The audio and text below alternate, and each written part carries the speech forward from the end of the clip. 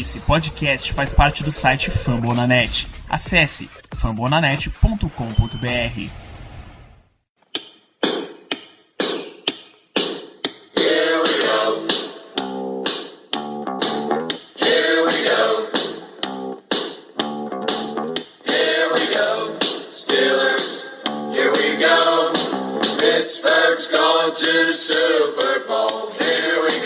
Muito bem, pessoal, estamos começando mais um Black Yellow Brasil Podcast, a edição de número 74 desse seu podcast falando sobre o Pittsburgh Steelers para toda a torcida do Brasil. Eu sou Danilo Batista, seu host em mais uma jornada, mais uma coletiva, que eu acho que esse é a melhor forma de definir o programa de hoje. Para fazer esse episódio de número 74, temos a honra, o privilégio, o enorme prazer de ter de volta a presença deste homem maravilhoso chamado Caio Melo. Seja bem-vindo de volta. Valeu, Danilo, agradeço aí a receptividade, espetacular, muito tempo aí sem gravar o podcast, mas tô de volta, 100% aqui dentro do programa, vamos embora. Tá aqui também ele que não precisa estar ausente para fazer falta para todos nós, Ricardo Rezende. Seja bem-vindo também. As melhores introduções que eu já tive por sua parte, fiquei bastante feliz com as suas palavras e mais feliz ainda com a volta do ilustre Caio Melo para este programa de hoje. Chegamos naquele ato onde qualquer coisa se transforma no tsunami. Esse ato entre a temporada, entre o draft e até a pré-temporada, a temporada regular. Então, vamos lá se aventurar, né? Tem que estar nesse hype train, que senão a gente não tem o que falar. Meu irmão, hoje a NFL, não é o time não, publicou um vídeo de highlights Rookie Minicamp de Mason Rudolph. Esse tá um momento maravilhoso da história dessa liga, bicho. Se você não empolgar agora, você não empolga nunca mais. Não existe fã mais carente do que da NFL. E a gente pode falar isso com bastante propriedade. Demais. Olha, eu tenho amigos que torcem pro Cleveland Browns, que meu amigo, off-season é tudo pros caras. Irmão, a ansiedade pro draft. A ansiedade dos caras pro draft é coisa de maluco, pô. É como se eles tivessem quase jogando Super Bowl. Então off-season é importante, off-season também a gente. Muito bem, mas para as pessoas mortais que não têm o dinheiro de Antonio Brown para ficar o dia inteiro malhando, comendo e mostrando que comprando mais um carro de milhões de dólares, vamos voltar aqui pro nosso podcast. O tema de hoje é sobre distrações, novelinhas, tudo que o Steelers já passou, já sofreu na mão da imprensa, mas antes da gente ir disso, vamos falar um pouquinho da atualidade, o que é que a gente teve o Rookie Minicamp recentemente e o que é que a gente tem de notícia relacionada a isso, Ricardo? Então, né, a gente vê no Rookie Minicamp o que a imprensa fala, o que o site do Steelers posta, parece que o nosso roster já está fechado com aqueles jogadores. Sempre mil maravilhas, ninguém erra, só jogadas maravilhosas, enfim, brincadeiras à parte. O Tom lhe deu a entrevista e, dentre muitas coisas que ele falou, eu queria destacar uma parte que foi falando como é importante esse período para desenvolvimento da mentalidade da pessoa e como ele vai se portar dentro de campo. Ele não está nem aí para a técnica de jogador agora. Ele sabe o nível que tem o Rookie Minicamp. Mais da metade dos jogadores que estavam no Rookie Minicamp eram jogadores de tryout, era um cara que estava em teste. Desses, não sei, 35 nomes que estavam lá, dando a cara, da tapa com a coragem, sem nada a perder, só 2 assinaram um contrato de fato com o Steelers. Então, o que o Tony falou foi bastante importante, que eu não havia nem percebido isso ainda. Ele comentou como gostou do Terrell Edmonds, do Marcus Allen, se articulando, tendo a voz de liderança, se comunicando dentro de campo com outros jogadores.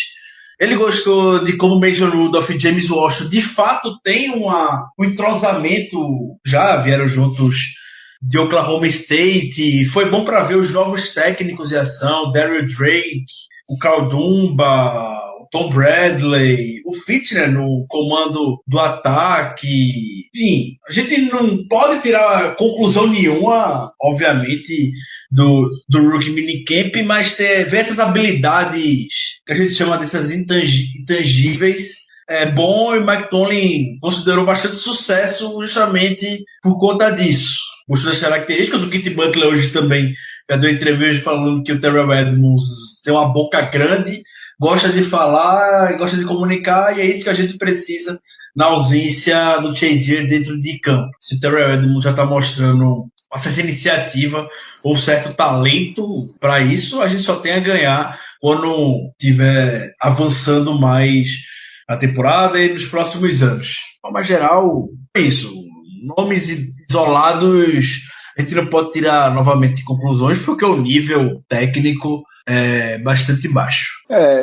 Rick, tanto é que na coletiva o Tomlin falou que o que ele estava procurando para ver nesse Rookie Minicamp era justamente a habilidade tanto intelectual quanto comunicativa dos jogadores. Ele não estava ligando muito pro físico. E aí, nesse tipo de treinamento, desses preliminares, Rookies Minicamp, realmente o nível é muito baixo e o que vai valer mesmo é realmente essas habilidades além do físico, né? Esses diferenciais que os jogadores mostram, que é o que Tomlin estava querendo olhar e principalmente observar nas suas escolhas de draft, né? Que é isso? Pra vocês terem uma noção, o Miami Dolphins, por exemplo, eu descobri agora que o Rookie Minicamp deles, eles nem botam os caras em campo.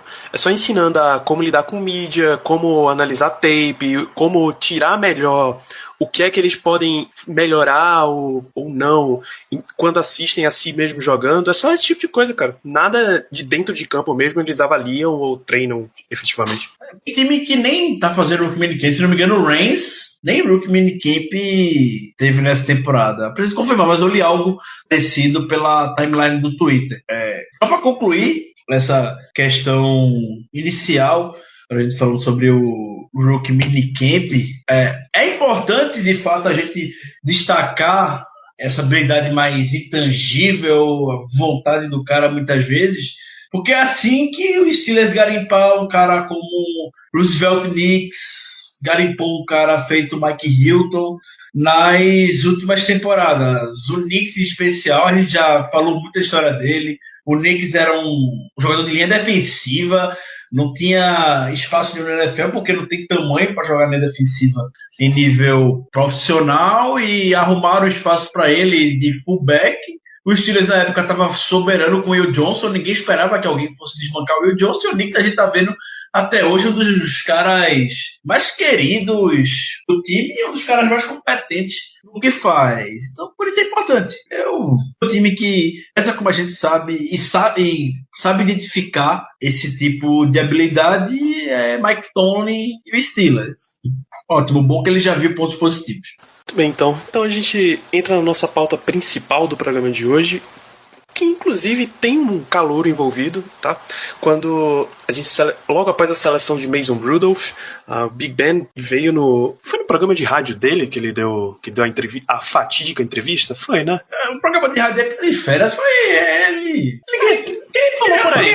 Falou por aí, chamaram ele, ligaram pra ele. Acho que foi. Foi no programa de rádio dele. Acho que foi, mas chamaram, sei lá, foi um negócio tão fora de hora, fora de momento. Ele tava ali de férias, tranquilo, e é assim que viu que um quarterback foi selecionado, e todo o foco, eu imagino que todo o foco de cobertura da seleção do Mason Rudolph foi no seguinte sentido: olha, o Steelers pegou um quarterback no terceiro round e tá preparando a sucessão de Ben Roethlisberger. Ninguém normal já cogitou que Mason Rudolph já estava sendo selecionado para desbancar o Big Ben no posto dele, tá? Não é isso. Só que todo mundo relembrou que ele é um jogador já que há algum tempo vem cogitando aposentadoria, vem falando isso publicamente, só agora que disse que não vai se aposentar. E aí o cara, ele basicamente surtou, porque o melhor termo é esse, surtou, saiu lá da onde quer que ele tivesse de férias e veio declarar: não, pessoal, pode ficar tranquilo, porque eu tenho um planejamento de jogar de 3 a 5 anos ainda, tem muito que dá para essa franquia maravilhosa. Mason Rudolph, Ben, e se ele vier tirar uma dúvida com você? Não, aí eu aponto pro playbook onde é que ele pode ver exatamente o que ele tá me perguntando. Então ficou esse climão na imprensa de que ele não tava com um bom relacionamento com um cara que ele nem conheceu ainda. Ele já não tinha um bom relacionamento, que ia infernizar a vida do calouro e que ia dar merda. E vamos começar primeiro por essa polêmica atual. O que raios aconteceu mesmo? O que é que vocês viram dessa história? Olha, Danilo, pra mim, a gente conhece, né? Eu acho que o Terrell Suggs, por mais que a gente odeie Terrell Suggs, ele sabe definir muito bem o ego de Ben Roethlisberger. Ele é um grande drama queen, e é mesmo. Não precisa ser nenhum especialista ou hater ou alguém que seja torça para outro time da NFL. Basta estar um pouquinho ligado no que foi a carreira do Ben para ver que ele realmente é uma grande diva, né? Um grande drama queen nesse tipo de situação. Quando o ego dele abala, ele sempre aparece dando declarações polêmicas. Todo mundo ficou com medo, ficou receoso, mas aquela declaração dele de que tô pensando em aposentar pela primeira vez na carreira, também faz parte de ficar abalado, de ter visto um time não tão competitivo naquela época, né? E teve alguns problemas internos naquela época, então é um cara que o ego afeta muito o que ele passa pra mídia. E ao mesmo tempo que ele tem um ego abalado e chegou pra esbravejar na mídia o draft do Mason Rudolph, ele chegou para dizer que joga mais 3 a 5 anos, mas ao mesmo tempo ele disse que tá levando ano a ano, que tudo vai depender da avaliação que ele faz pós-temporada, de como tá a saúde dele, que ele já teve muitas concussões, enfim. Ele fala que vai jogar mais 5 anos, que pretende, no cenário perfeito, jogar mais 5 anos, mas fala que a saúde dele é limitada. Então, é muito drama e pouca definição. A gente consegue tirar muito pouco das falas do Big Ben. É um cara que a gente não sabe tratar se é imprevisível, se ele é 100% drama queen e vai jogar mesmo mais 5 anos. Enfim, é tudo uma grande incógnita e essa parte do ego do Big Ben já é algo antigo, a gente já conhece há muito tempo. Agora, torcer que eu tenho um bom relacionamento com ele, que eu acho que ele faz parte do futuro da franquia. A expressão de que a gente usa bastante durante a temporada regular, que é quando o Big Ben escapa de sacks, faz aquelas mágicas dele, carrega 3 caras nos ombros para lançar um passe, não quer no chão, enfim, aquele Ben, Big Ben sendo Big Ben. E ele tá no modo Ben sendo Ben off-season. Como eu falei no início, qualquer coisa que vá ser dita nesse ato entre draft e pré-temporada vai gerar muita coisa. E foi diferente. Obviamente, o Big Ben falou isso sabendo das consequências. Anos atrás, ele já havia dito em entrevista que não tem medo de falar nada, que ele quer que, de fato, os fãs da NFL vivam todos os lados da moeda que ele vive, e ele acha justo com a torcida dos Steelers, com todo mundo, que ele compartilhe os sentimentos dele. E, como o Caio falou, o Danilo falou, ele compartilha. Quando ele está com vontade de se aposentar, ele fala que vai se aposentar. Quando ele fala que quer jogar, ele fala que quer jogar. Então, eu fico até sem palavras, porque Big Ben sendo Big Ben. E o que eu acho disso tudo é que ficou muito focado na figura Ben Roethlisberger e Mason Rudolph. Esqueceu o stakeholder bastante importante. A franquia, os Steelers. E como Kevin Colbert e Mike Tomlin já deram indícios, até recentemente, Kevin Colbert falou sobre isso na semana do draft, é o trabalho dele como vice-presidente dos Steelers e general manager pensar não só hoje como no futuro da franquia. E a gente já vem comentando isso. O Big Ben tá uma concussão ou uma lesão razoavelmente grave se aposentar, e ele não vai querer contar com a sorte. Virou uma oportunidade, um jogador na terceira rodada, que para eles era um valor de primeira, preencheram 2 colunas na primeira e na segunda rodada, que eles consideravam razoáveis, um dime linebacker, safety, Terrell Edmunds, e um wide receiver, já que tinham perdido Martavis Bryant, e pronto. Foi lá na oportunidade que tiveram e garantiram um dos caras que eles mais gostaram no processo pré-draft. Se o Rudolph não vier certo, não jogar no Steelers, beleza, eu não acho que ele vai perder algo escolhendo um cara na terceira rodada. Isso é para daqui a 4 anos. Big Ben tá lá jogando ainda, não dá indício de aposentadoria, beleza. Não sei, o cara sai tão bem ranqueado no draft, ela troca o cara. O Bengals conseguiu algo pelo AJ McCarron. Se eles conseguem algo pelo Mason Rudolph, o pessoal ama esses caras, esses estilos de QB saindo do draft. E o Rudolph tem preenche várias checkboxes, preenche vários, como é que posso falar? Vários pré-requisitos que uma franquia da NFL busca no seu quarterback. Assim, a melhor coisa que eu vi falando, a melhor pessoa, na verdade, que eu vi falando sobre esse assunto foi o Danilo, no nosso grupo do WhatsApp, lá no nosso QG, ele falando, se o Big Ben jogar puto, jogar bem, com raiva, que escolheram o Mason Rudolph, então a escolha do Mason Rudolph já teve impacto imediato e se torna das melhores do draft. Pronto. Inclusive, eu ouso dizer que essas declarações dele de se mostrar um cara mais disposto, um cara que efetivamente quer lutar para se manter com a posição de quarterback titular no time, já melhorou completamente a visão que eu tinha da escolha do Mason Rudolph. Foi uma que na hora não me agradou, mas a cada nova reviravolta dessa novela, ela só fica melhor para mim.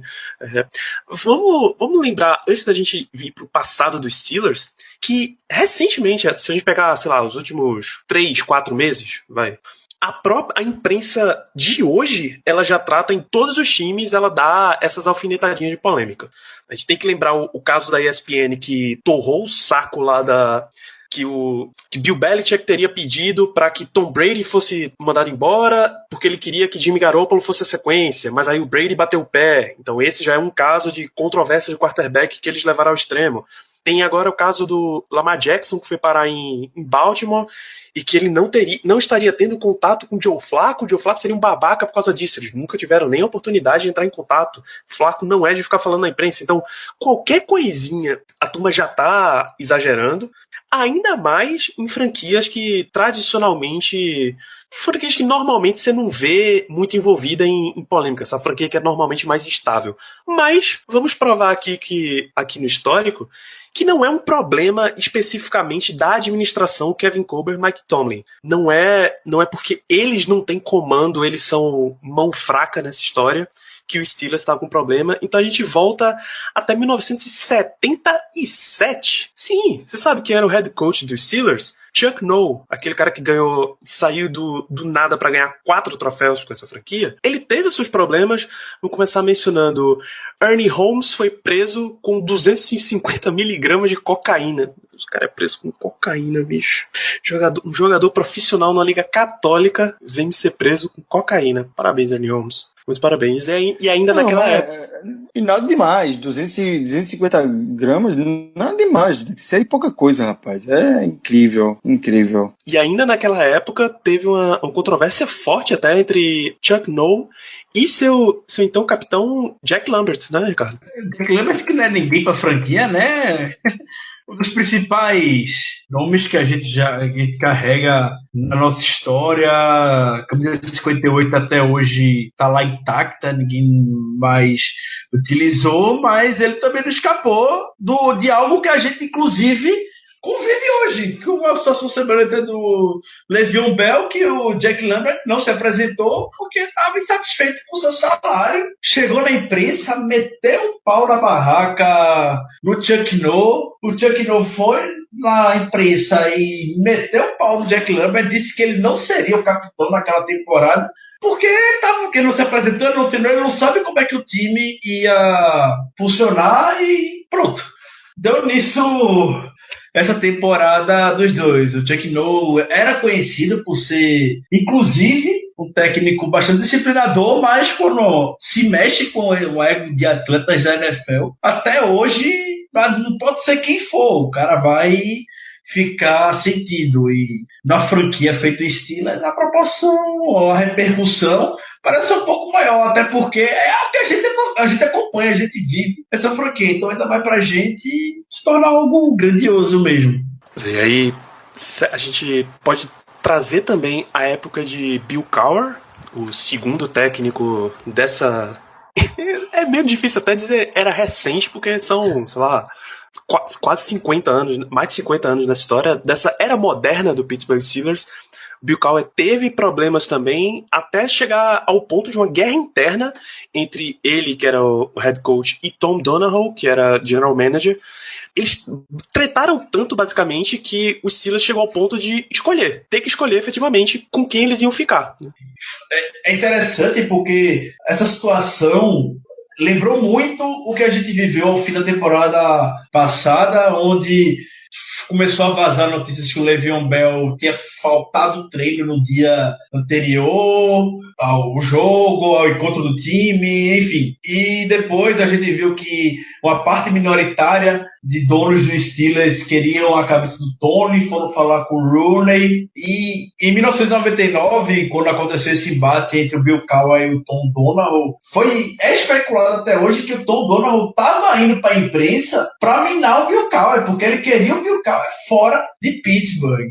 Então, a família Rooney sempre sensata, sempre fazendo decisão correta. Não, prefiro ficar com o meu técnico do que com o meu general manager. Então, um grande abraço para você. O Tom Donahue tá até hoje na NFL, se não me engano, ele tá trabalhando no Eagles atualmente. Ele foi e quem assumiu, exatamente, quem assumiu no lugar do Donahue foi o maravilhoso Kevin Colbert. Tom Donahue, ele é Director of Player Personnel do Philadelphia Eagles. E recentemente foi General Manager do Buffalo Bills também. Sim. É bom a gente ver como os técnicos dos Steelers, de forma geral, tem esse perfil, e não é por acaso que a franquia tem tanto sucesso. Tem uma história espetacular do Chuck Noll, e ele surtou em uma entrevista depois de um jogo contra o Oakland Raiders. Se não me engano, também foi em 1977 esse jogo. 77 foi um ano, como a gente pode ver, bastante história, para Pittsburgh, de tanta controvérsia. E que os Steelers perdeu para o Raiders.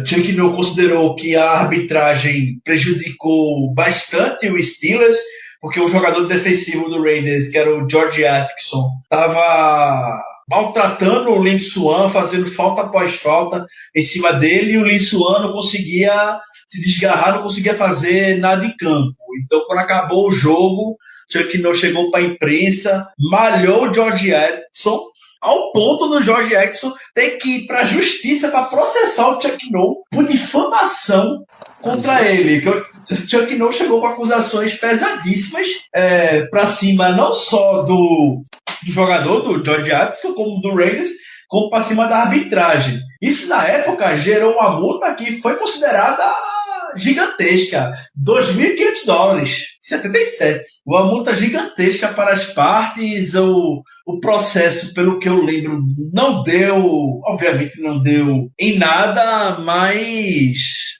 Chuck Noll não era um cara que não tinha papas na língua. E não foi só o George Atkinson também que já processou o Chuck Noll. Até o Mel Blount já processou o Chuck Noll, para ter noção. Então, isso acontece desde sempre.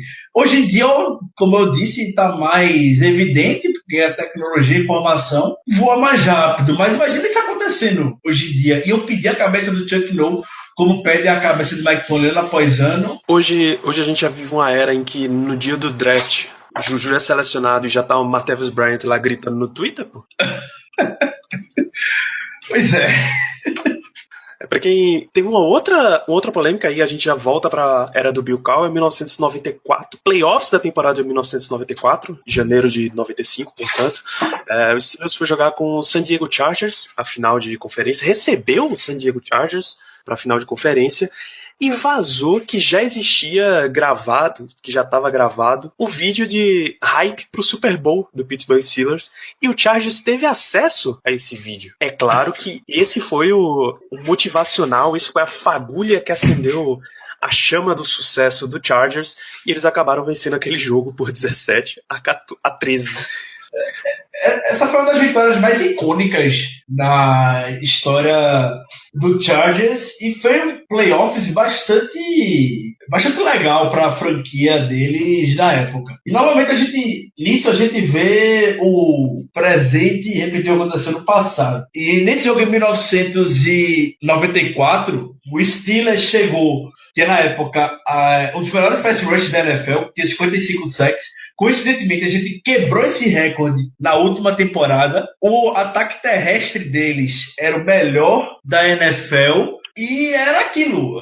O Chargers era um grande azarão, não tinha absolutamente nada a perder, porém vinha bastante motivado, porque haviam eliminado o Miami Dolphins de Dan Marino e Joe Shula uma semana antes. E o que é que os jogadores do Steelers, além de estar gravando vídeo hype para Super Bowl, estavam falando uma semana antes? Estavam falando, obviamente, que eles queriam receber Dan Marino de volta para sua casa, porque teoricamente seria muito bom poder ganhar dele para mostrar que o Steelers não perdeu muito quando passou dele no draft de 1983.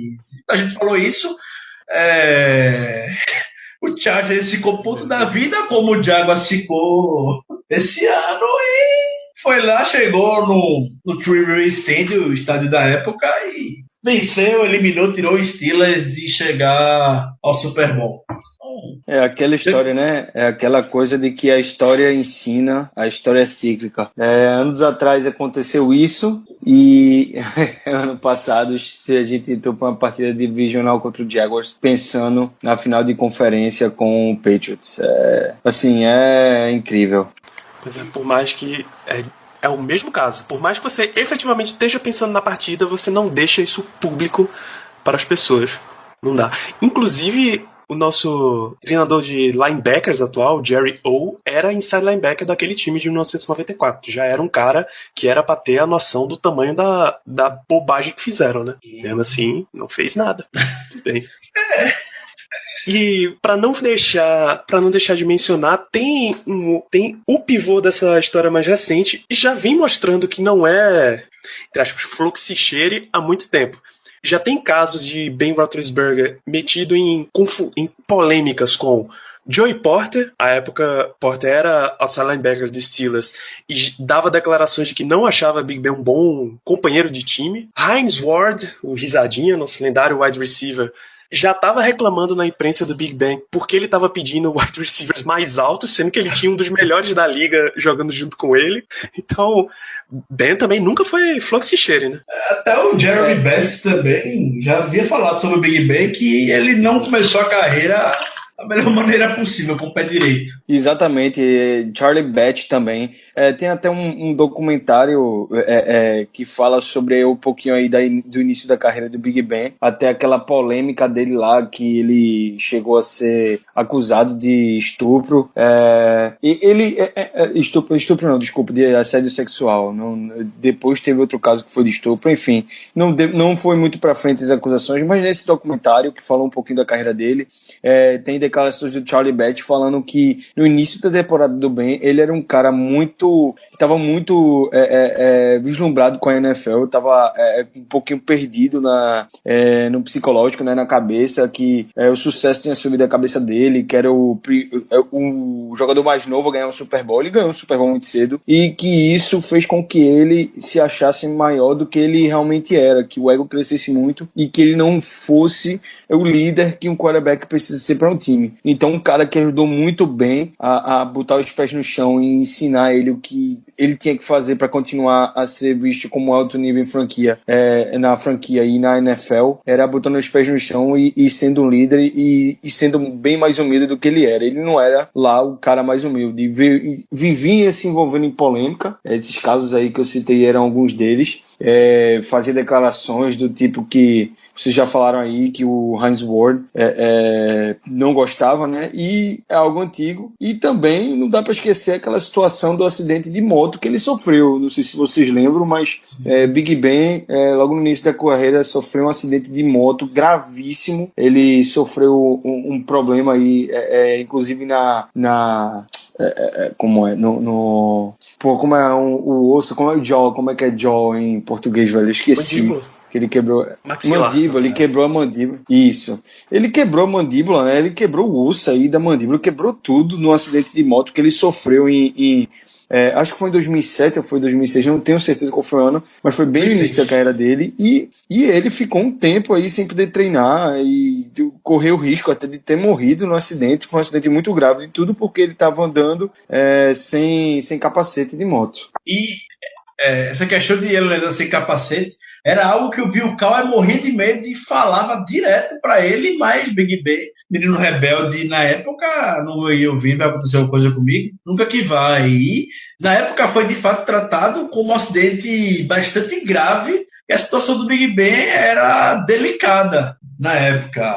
O cara doido, a gente sabe os riscos que andar de moto já com seu devido capacete, imagina sem, o cara sofreu um acidente bastante grave. Então era aquilo, ele pensava muito nele, não pensava no time. Então era comum que o Porter, o Betts, que eram figuras mais com a liderança na época na equipe, chegasse na imprensa e ficava falando que o Big Ben não chegava pronto para treino, chegava atrasado, faltava treino, não sabia playbook. Isso de seu quarterback é algo inimaginável. Até por isso se reflete muito que o Big Ben demorou bastante quando a gente se compara com outros quarterbacks que geralmente ganham o posto de capitão da equipe, seja no segundo ou no terceiro ano, e o Big Ben foi ganhar o posto de capitão no quarto, quinto ano dele, com o Steelers, até que ele ganhasse o respeito dos seus companheiros. E, sendo a gente for ver, foi precisado quase com a mudança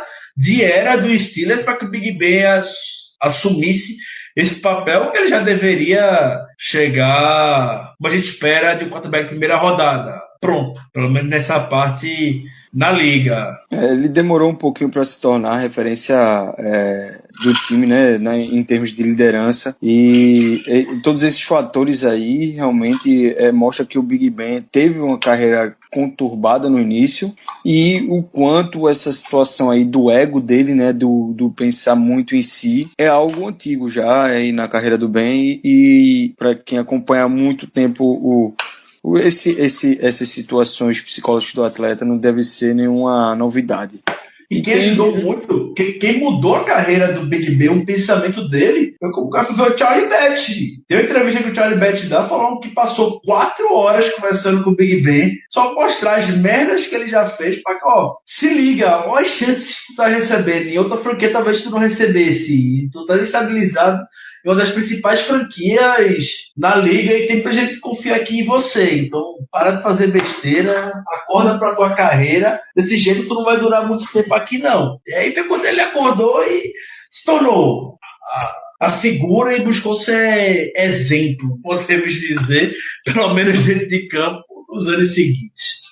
Eu acho que, para terminar aí essas polêmicas, eu acho que é massa citar as duas polêmicas aí muito similares, e as duas que repercutiram muito na sua época, cada um na sua devida época, que foi os famosos vídeos de vestiários que vazaram, tanto do Antonio Brown quanto do Steelers na final de divisional contra Denver, lá em 2004, quando o Joey Porter usou como modo para instigar o time, dar um grito de guerra e depois dizer: eles atiraram em mim em Denver, vamos embora acabar com eles. Foi ele usou exatamente isso na final. Ele dá um grito: eles atiraram em mim em Denver, vamos acabar com eles. Aliás, depois do jogo, exatamente, deixar-me em Denver, depois do jogo que se classificou os Steelers pro divisional. Então, foi incrível aquilo ali. O pessoal pode estar perdido que o Joey Porter, ele é do Colorado, enfim, a origem dele, bastante humilde, em comunidades e tudo mais. Então, em 2003, quando ele estava passando férias lá, em uma boate, ele foi baleado. Deram um tiro porque queriam a pele do Joey Porter. E aí ele criou esse ranço lá do Colorado. E tem muita gente que fala, o pessoal vai lembrar desse jogo, que esse jogo até hoje está na minha memória. Foi o Steelers e Broncos 2015, temporada regular, que foi no Heinz Field, já foi no final da temporada, que a gente estava perdendo, se não me engano, 34-10, enfim.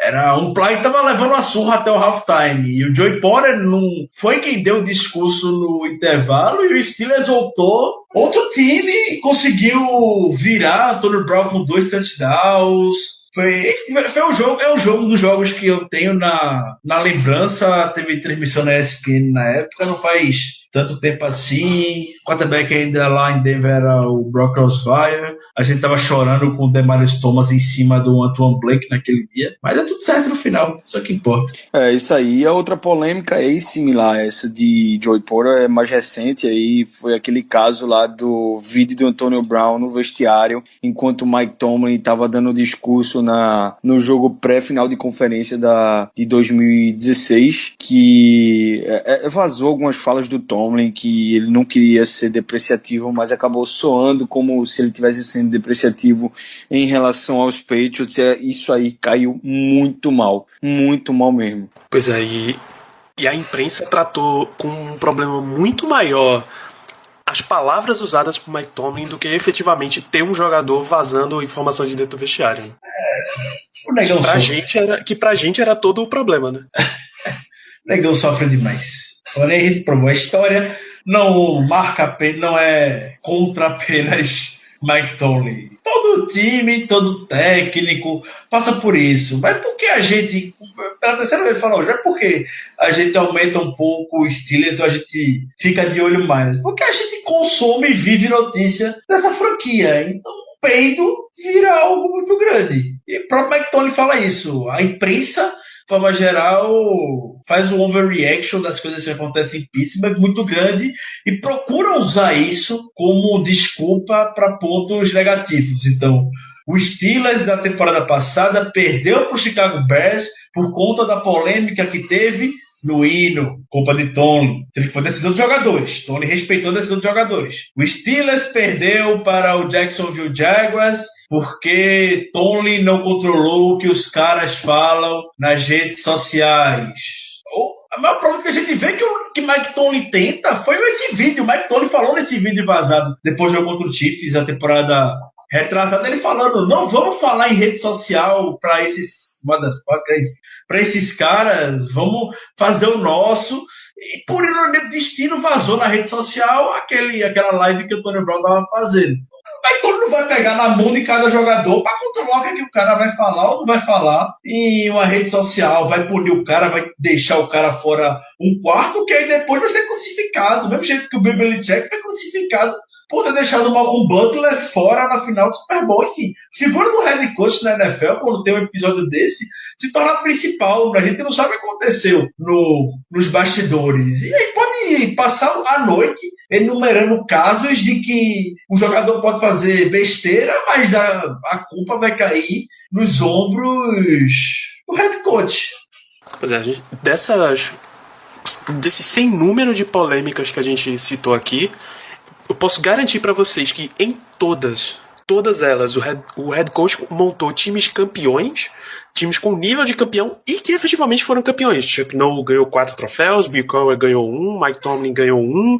O problema não é efetivamente o treinador, tá? Nenhum deles tem o caso de perder o comando do time e nenhum deles teve o caso de demissão do Pittsburgh Steelers. Todos eles saíram na hora que eles quiseram. Não vai ser agora. Eu imagino que não vai ser agora que o Steelers vai mudar isso. Meu pouco, até como o Rooney falou no final da off-season, por que eu vou mudar o Mike Tomlin tá ganhando ano após ano. O que acontece? Toda vez que você em Pittsburgh não é campeão com um time que tem forte, um dos melhores da liga, então você vai ser underachieved, você vai ficar abaixo das expectativas. Queria muito ver que o Steelers fosse campeão todo ano, mas a gente vive numa liga bastante equilibrada. A NFL é uma das ligas mais competitivas que existe, quiçá a maior, a mais competitiva. É muito difícil a gente ver uma constante. Até o Patriots, que funciona como um benchmark, que funciona como uma referência para a liga, tem suas complicações também. Não ganha todo ano, por mais que na AFC ela venha dominando nos últimos anos. Mas não é motivo para chegar em Mike Tomlin, tivesse 13 vitórias, mas não ganhou o Super Bowl, perdeu logo nos playoffs, a gente está encerrando o seu contrato. O Steelers nunca vai fazer isso, e o Rooney deixou bastante claro. ao final da temporada. E essa própria dinastia aí criada pelo New England Patriots, vale lembrar que eles ficaram alguns consideráveis anos aí sem conseguir um título, né? Até chegaram no Super Bowl, mas foram o quê? Acho que 10 anos ou 8 anos sem conseguir um título. Por mais que tenha tido assim um grande período de seca de títulos, não vai deixar de ser considerado uma grande franquia, porque uma franquia que está sempre preparada para vencer e sempre está lá nas cabeças, em algum momento vai começar a aparecer toda essa preparação vai começar a se transformar em títulos, em mais visibilidade do que realmente está tendo. Mas é como vocês disseram, você ser de Pittsburgh com o time que você tem, uma das franquias mais importantes da liga, e terminar o ano sem título vai acabar sendo muito underachieved. Resta agora só abrir os jornais de Pittsburgh e esperar as críticas para demitirem o Mike Sullivan, treinador do Pittsburgh Penguins, porque não foi campeão esse ano. Por aí. O engraçado é que usam muito o pessoal de Pittsburgh, usa muito a história do Pittsburgh Penguins nessa mudança de comando que eles fizeram do Mike Sullivan. Eu não lembro quem é o treinador, eu não sei quem é, deixa eu só lembrar aqui que é o treinador anterior deles. Pronto. Falam muito dessa questão do comando do Penguins para usar como uma desculpa ou como modelo para que o Steelers faça o mesmo com o Mike Tomlin, porque o Dan Bismarck era o head coach, lá foi em 2009, 2014, ganhou a Stanley Cup. Em 2009 ficou sem ganhar, teve o hiato do Michael Johnson em 2004, 2015, e teve o Mike Sullivan que ganhou 2 anos, sumiu em 2015, foi campeão em 2016, 2017, esse ano foi eliminado. Eles usam muito esse modelo, essa transição. Não botar nem o Mac Johnson, mas o Dan Bismarck e o Mike Sullivan para justificar. Se eles tem um melhor time da NFL, tem o melhor roster da NFL, tem que demitir o Mike Tomlin para botar um cara aqui que vai fazer esse time ganhar. E a gente sabe que na NFL não funciona assim. Gostaria muito. Fosse tão fácil assim o head coach chegar e dar uma nova perspectiva ao time. Em algum momento, o time vai precisar ser cascudo, vai precisar ser caixa grossa, vai precisar passar por algum momento. Então, é raro a franquia feito Eagles, isso aumenta a conquista que o Eagles teve nessa temporada, porque não era o time que nas últimas vinha batalhando lá pelo topo da NFL, e chegar já como chegou nos playoffs é de tirar o chapéu.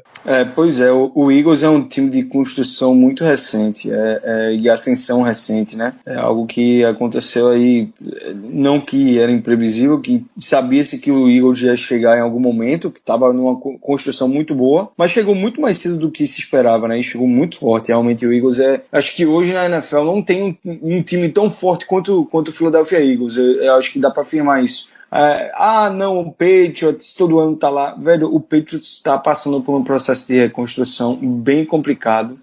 Outros times, a maioria dos times da NFL estão, e pouquíssimos estão mantendo uma base tão forte quanto o Eagles, quanto os Steelers. O Patriots também tem uma base forte, beleza, mas a defesa é praticamente toda reconstruída, então não tá no nível de base que os Steelers têm, que o Eagles tem alguns outros times na NFL que também tem essa base, mas não sei se chegam tão forte quanto esses dois aí. Vai ser uma temporada interessante. O lance do Patriots não é nem base forte que eles têm no time atual, é os demônios que eles têm lá mesmo. É isso que leva aquela franquia pra frente. É o pacto. Demônio, pacto com o anticristo, essas coisas aí que eles têm, com gente que murcha a bola e o cara... É por aí, os caras jogam em desafio. Qual é o time mais fraco que eu consigo montar pra ainda conseguir ser campeão dessa liga? Mas enfim, vamos encerrar as polêmicas por hoje. E pra terminar, ainda tem os outros times fazendo besteira em temporada atrás de temporada. Enfim, da divisão. Paciência.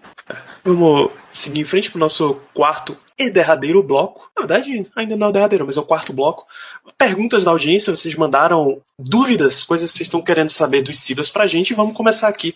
O @Bulguarneri, lá pelo Twitter, perguntou o quão consistente a defesa pode vir a ser com esses reforços. Vocês acham que ela vai ter uma grande melhora? Quer falar ou quer que eu fale, Caio? Eu bato bola, assuma você uma vez. Eu falo. Não vai ter mais consistência, não vai mudar da água provinho. São rookies, não são veteranos.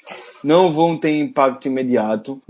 Aliás, dos rookies aí defensivos que nós draftamos, acho que startar do dia 1, nenhum vai. Dos ofensivos, James Washington é o cara que pode ter mais impacto. Aliás, é o cara que se espera, inclusive, que tenha impacto imediato com a saída do Martavis Bryant. Ele tem tudo para assumir ali a posição do Bryant como o Y, né? O receiver oposto ao Antonio Brown. Velho, complicado. Achar que alguém do draft vai contribuir de cara não vai. Acho que vai ser gradativo e não vai ser no primeiro ano. Não vejo Terrell Edmonds, que era um cara tão cru, tão inexperiente, chegando e contribuindo de cara. Vejo mais os veteranos que estão crescendo. Acho que o Burns vai ter uma boa temporada. Acho que ele vem numa boa crescente, apesar de não gostar muito dele, mas eu acho que ele tem uma boa crescente. Sean Davis tem tudo para se definir um pouquinho mais nessa defesa. Burnett acho que vai ser uma grande adição, vai ser de grande contribuição essa defesa pela experiência que ele vai trazer. E a grande interrogação continua sendo ali na vaga do Shazier. Realmente não sei o que esperar de John Bostic. Ele é um cara experiente, mas é um incógnito. Então, essa unidade de defesa, eu sinceramente espero algo parecido com o que foi em 2017. Uma defesa muito inconstante, com algumas falhas bem similares ao que a gente teve, mas acho que com o crescimento de alguns jogadores, de alguns veteranos aí, com mais alguns anos de liga, um pouquinho mais de experiência, eu acho que a gente vai ter uma melhora. Eu não ia falar sobre isso não, mas eu só quero fazer um contraponto. Eu discordo um pouco do que o Caio falou. Eu não acho que essa defesa passa por problema de talento. Eu acho que essa defesa tem talento, tem talento esse ano. Ricardo, não é talento. O que eu quis falar é de desenvolvimento mesmo. É de questão de desenvolvimento. Não, mas talento eu concordo que tem, e muito talento. Eu acho que é uma defesa boa. O que faltou na temporada passada foi puramente questão da sideline. Foi coach e ter um cara ativo para ler jogadas, para ser o capitão da defesa de fato, um comunicador, quando o Shazier infelizmente saiu. A defesa ficou completamente desnorteada. E a gente viu o trabalho e como eles levaram em consideração essa questão de comunicação no draft dessa temporada e até na contratação do Morgan Burnett e do John Bostic, que tem uma experiência e já foi titular na liga anteriormente. Eu particularmente boto fé na defesa esse ano. Antes que apostar, eu apostaria sim que a defesa vai responder ao fim do que aconteceu na temporada passada. Então, seguindo aqui, pergunta do Gabriel Barbie: qual vocês acham que vai ser o time titular, defesa e ataque? Eu recomendo que, assim, o que a gente está mantendo pode passar muito rápido. Se vocês acharem que vai ter alguma mudança, aí vocês mencionam um pouquinho mais. Difícil, né, Caio, falar sobre time titular hoje, ainda mais na defesa. Vamos relembrar pelo menos o primeiro time de ataque, tá? Não deve ter grandes mudanças. Nossa linha ofensiva segue com Gilbert, De Castro, Pounce, Villanueva e Foster. Linha ofensiva, a expectativa é mudança. Antônio Brown do lado e do outro. Le'Veon Bell, running back titular. Fullback titular segue sendo Roosevelt Nix. Quarterback, Big Ben. Jesse James e Vance McDonald, e dificilmente alguém vai tirar o Xavier Green do terceira posição. Talvez time titular, Caio, pelo amor de Deus. Desculpa, me perdi no personagem. Siga a pelota. E quando precisar de um slot receiver, aí é competição James Washington, Jalen Samuels, enfim, quem tiver mais alto. Eu acho que Juju vai ser o slot, eu acho. Eu tô no mesmo time com o Caio. Acho que o Juju vai jogar no slot e o James Washington vai ficar no outside. Ok, perfeito. Então, do ano passado para esse, a grande mudança que a gente teve deve ter de time titular no ataque sai Martavis Bryant, entra James Washington. Ponto. Correto. Defesa. O trio de linha defensiva deve seguir o mesmo: Cam Hayward, Javon Hargrave, Stephen Tuitt. A linha de linebackers ainda deve ser a mesma também. Bud Dupree de um lado, TJ Watt do outro.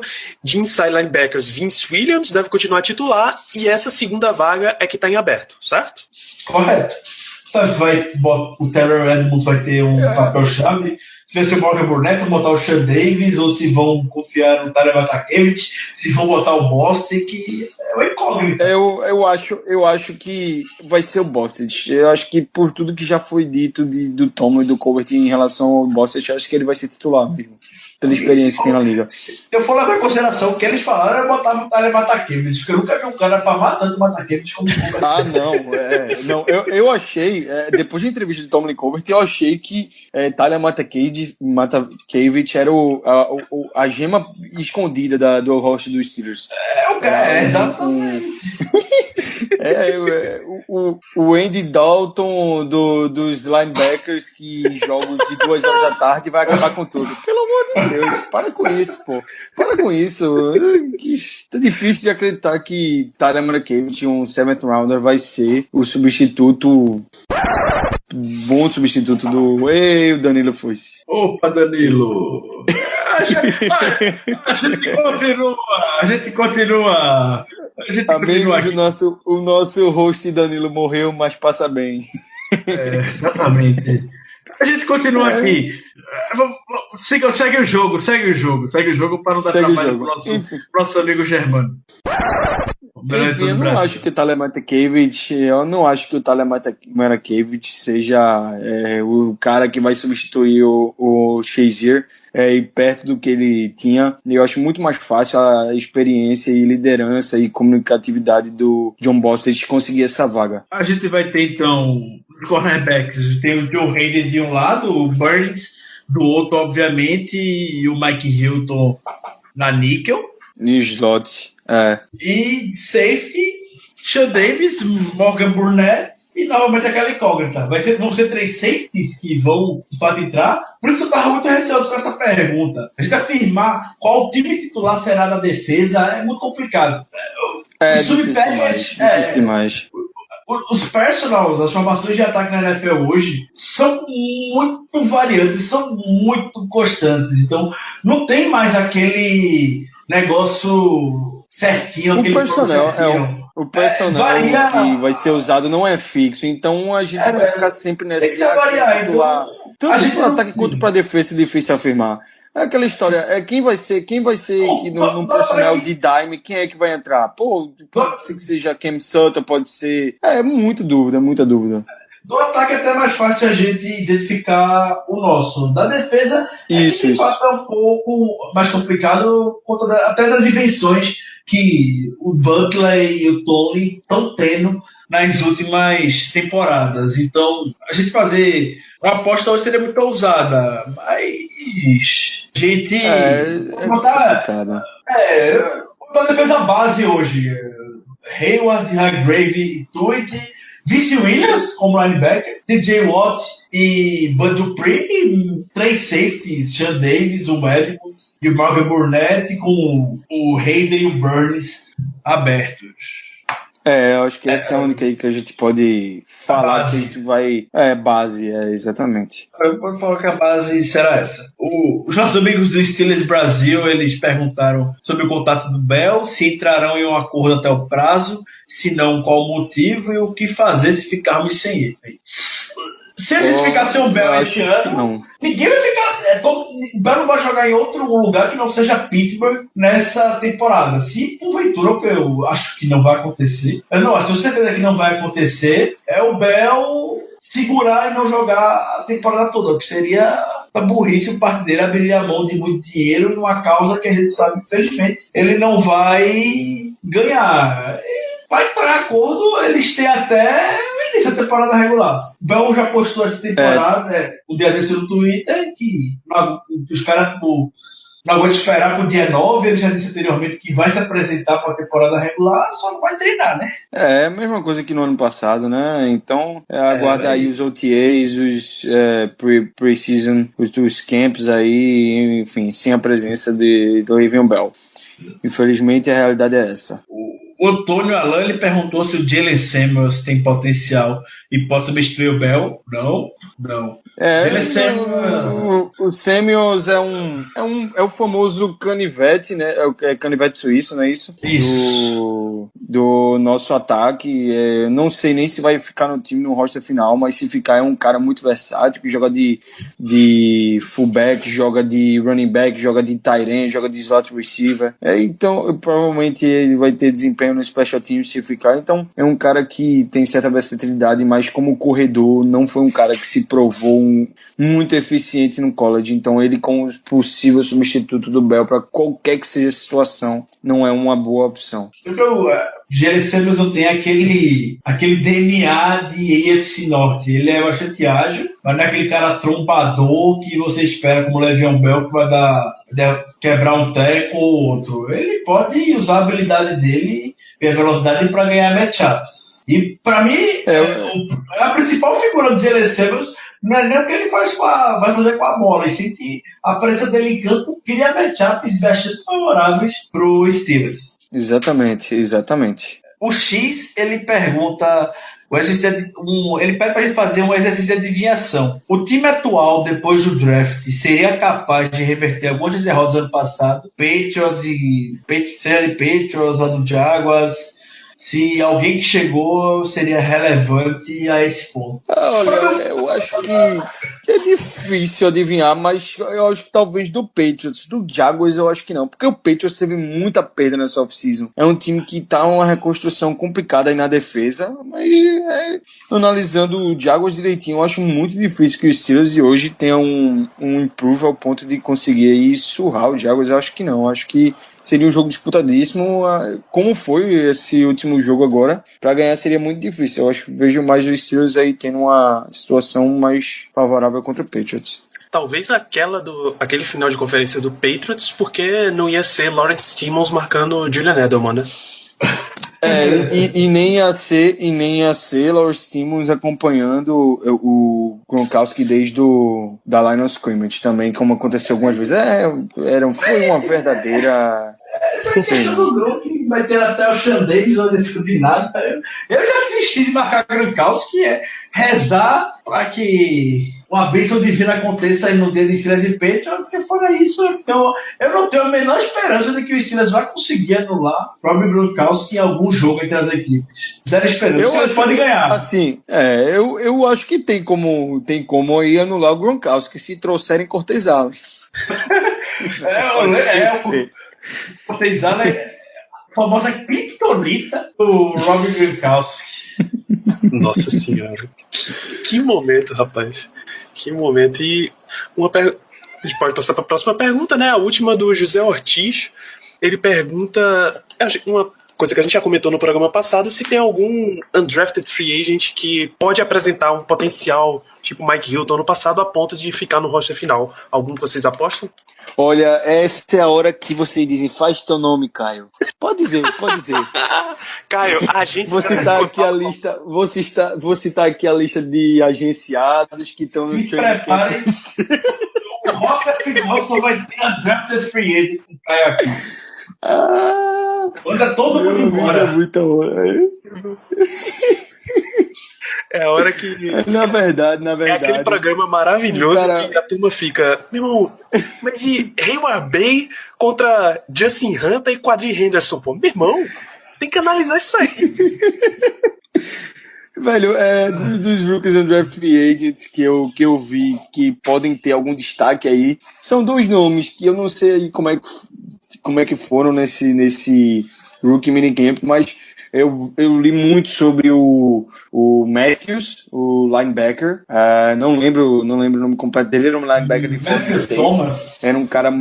Isso, Matthew Thomas, exatamente ele. Era um cara muito problemático, mas que tinha um potencial interessante, mas foi um cara muito problemático no college, por isso ele acabou não sendo draftado, não tendo muito olhado dos times da NFL. E o outro cara é um cara local, né? Todo mundo já sabe, é o novo Ray Vinopal, né? É um cara local, é o Andy Henderson. É o novo Ray Vinopal, por quê? Porque é um cara de Pitt. E assim como o Ravin Paul chega como underdog aí para essa vaga final no roster, ele é especialista em retornar em retorno de kickoffs, de punts, mas assim, foi elogiado, foi um pouco elogiado aí pelo coaching staff, por algumas pessoas que o trataram como return specialist. Agora, um ponto aqui, quantos return specialists a gente não viu esse coaching staff elogiar? Como o Dennis Smith já elogiou e cortou uma porrada deles. Enfim, vamos ver aí, pode ser que seja um nome interessante. É exatamente por isso que eu peço #calma com Country Henderson. Muita gente já considera ele como retornador da equipe na temporada regular, por conta do histórico dele na Universidade de Pittsburgh, enfim. Ele tem vários pontos positivos, mas o cara não foi undrafted por uma razão, né? Então, só retornar, ele não vai conseguir um espaço no roster. Quando eu vejo o Country Henderson, eu lembro muito de um cara de anos atrás. Esse cara me marcou muito, lá em 2013, que, não sei se o pessoal vai lembrar, é o Reggie Dunn, era um retornador de Utah que saiu com pintas da universidade de ser o melhor retornador da história do college football. O cara até hoje tem um recorde de ter 5 retornos de kickoff para touchdown, mais de 100 jardas. Enfim, e até hoje tá na minha memória, porque foi extremamente bizarro os retornos que ele fazia na pré-temporada. Era aquele típico momento, agora eu se consagro, porque não fazia o menor sentido os retornos que o cara fazia. Era forçar a vaga de fato no roster e derrota foi cortado. Eu fui até pesquisar por onde ele andava antes de começar o programa, eu vi que ele tá pela CFL. Nunca achou espaço na NFL e saiu do college com esse posto de ser um dos melhores retornadores da história. Então tá calma com esses caras. Eu já fui muito com eles, mas hoje... Fogo. Jay Archer, DeMarcus Ayers, 2 caras draftados aí pra serem offensive weapon e retornadores. Até hoje estão perambulando pra ir pela liga e nada feito. É difícil esses caras que chegam pra ser retornador, dificilmente se firmam, muito difícil, são caras raríssimos e sempre as mesmas credenciais. É bom retornador, fez carreira de retornador no college, não tem ninguém melhor retornador que ele da escola que ele veio, a melhor da história, né? E parará e dá no mesmo. Jacob Jones a gente contratou, só mais um né? caso. E chegou aqui foi uma vergonha. Exatamente. Retornador que não deu em nada. Deus. Então, realmente o que chamou a atenção aí do Country Henderson, pra mim, não foi o fato dele ser um grande retornador, mas o fato dele ter mostrado um bom potencial como receiver. Talvez isso coloque ele numa possibilidade de disputar o roster final, mas ainda assim eu acho muito difícil. Acho melhor logo a gente se acostumar que os retornadores não sairá muito de Juju, Antonio Brown, Cam Sutton e que se o Eli Rogers estiver no roster, se recuperar, provavelmente a gente vai ver mais vezes ele sambando pra ganhar meia jarda ou perder meia jarda. Ou sofrer fumble. Que Deus nos ajude. Enfim, senhores, Caio, considerações finais para a nossa audiência? Sempre bom, sempre uma honra estar de volta aqui nesse programa com as ilustres presenças. Agradeço demais a receptividade de vocês. Pra terminar aí, não caiam muito na pilha do Big Ben de que ele não vai receber bem o Mason Rudolph, que o Rudolph aí vai ter uma época péssima no Steelers até o Ben sair. É muita conversa, é muito ego, é muita coisa. Quando ele chega lá é sempre tudo diferente. Então, vamos botar os pés no chão. A mídia também, como o próprio Rudolph disse, fez disso algo muito maior do que é. E porque a gente sabe, né? É off-season, então qualquer faíscazinha, qualquer pedacinho de arroz ou de feijão, o pessoal vai se transformar num pé de feijão e vai ser uma confusão danada, porque é sempre assim, off-season, não tem nada pra falar, então a mídia sempre cresce tudo que tá acontecendo. Muito bem, Ricardo, mande um grande abraço para toda a nossa audiência, suas considerações finais. Eu também não vou fugir muito do que o Caio falou, não poderia ser diferente a gente falar sobre essa questão do Big Ben. Também sugiro não cair na pilha, não entre no overreact, a gente até entra, A gente é torcedor, então a gente na hora até comenta no Twitter e tudo mais, mas depois passa. Mas o pensamento racional. O trabalho do Big Ben é esse mesmo, é ganhar. O trabalho para ensinar o Mason Rudolph é do Fitner e do Mike Tomlin. A comissão técnica tá lá por uma razão. Então, o Big Ben tem que focar em ganhar jogos. Ele tá correto nisso. Ele poderia ter usado palavras melhores. Obviamente, poderia ter escolhido o time melhor para falar, com certeza, mas a gente passou a primeira parte do programa falando, é típico do Big Ben isso. Então, não entrem nessa pilha, Big Ben não vai odiar o Mason Rudolph e tudo mais. E, para concluir de vez, ego de quarterback na NFL, de forma geral, não falo só do Big Ben, é bastante frágil. Quarterback na NFL é uma posição soberana. São os caras dos times e a partir do momento que vê uma sombra, ele vai ficar, obviamente, incomodado. Deixa que internamente eles vão se dar bem, só que importa porque a gente vai estar com o quarterback, vai estar com o Brandon Branco. Eu espero que o Big Ben jogue 5, 10, 15 anos ainda com a camisa dos Steelers. Um grande abraço. Muito bem, antes de encerrar o programa, eu tenho uma dica extra para deixar aqui. No link deste post tem... Aliás, neste post tem um link para a minha participação lá no podcast do canal Zona FA.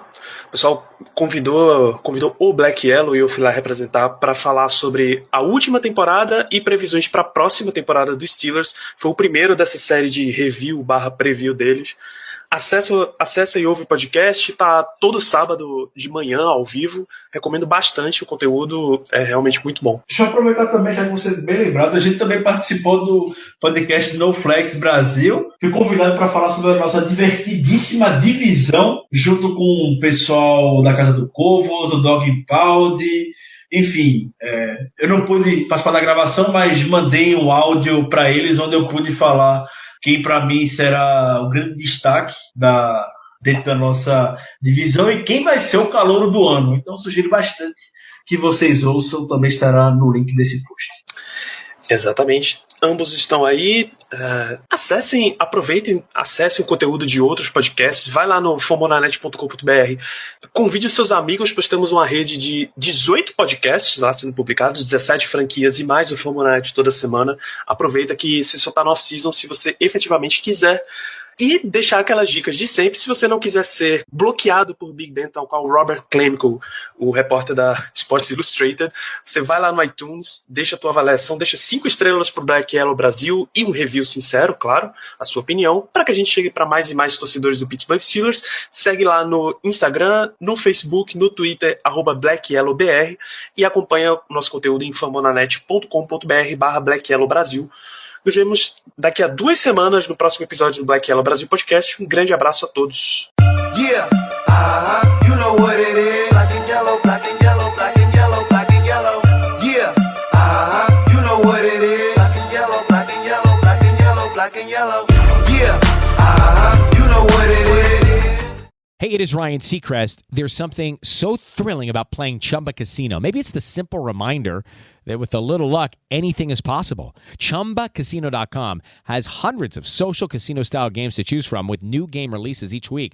Play for free anytime, anywhere, for your chance to redeem some serious prizes. Join me in the fun. Sign up now at ChumbaCasino.com. Sponsored by Chumba Casino. No purchase necessary. VGW Group. Void where prohibited by law. 18 plus. Terms and conditions apply.